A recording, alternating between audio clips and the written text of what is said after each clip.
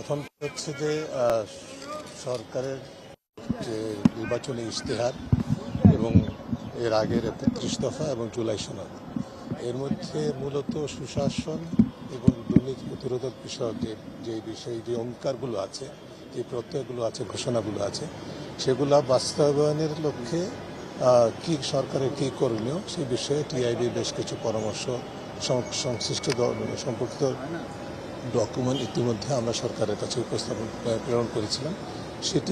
সেগুলো নিয়ে আলোচনার জন্য আমি সময় চেয়েছি, আমার কথা হয়েছে।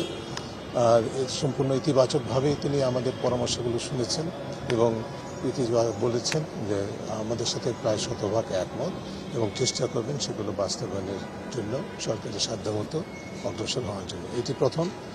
আর দ্বিতীয় হচ্ছে যে একটি বিশ্বব্যাপী একটি আন্তর্জাতিক দুর্নীতি বিরোধী কনফারেন্স হয় প্রতি 2 বছর পর পর। এবছর হচ্ছে ডমিনিকান রিপাবলিক, দক্ষিণ আমেরিকাতে।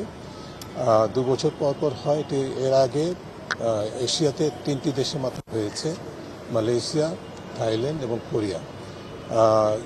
যারা এই কনফারেন্সটি আয়োজন করে এবং আমরা টিআইবির পক্ষ থেকে আমরা মনে করেছি সরকারের বাংলাদেশের জন্য এটা একটা উপযুক্ত সময় যে 2028-এর যে কনফারেন্সটি হবে, আন্তর্জাতিক কনফারেন্স, আন্তর্জাতিক দুর্নীতি বিরোধী কনফারেন্স, সেটি বাংলাদেশে হোস্ট করা উচিত। আমি মনে করি, আমি টিআইবি মনে করি।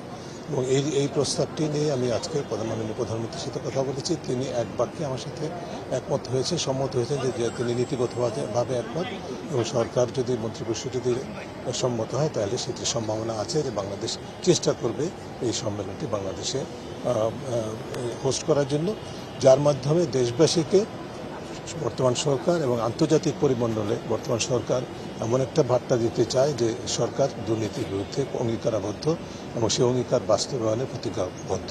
এই বিষয়ে দুটি আলোচনা হয়েছে, এটুকুই আপনাদের বলতে পারি।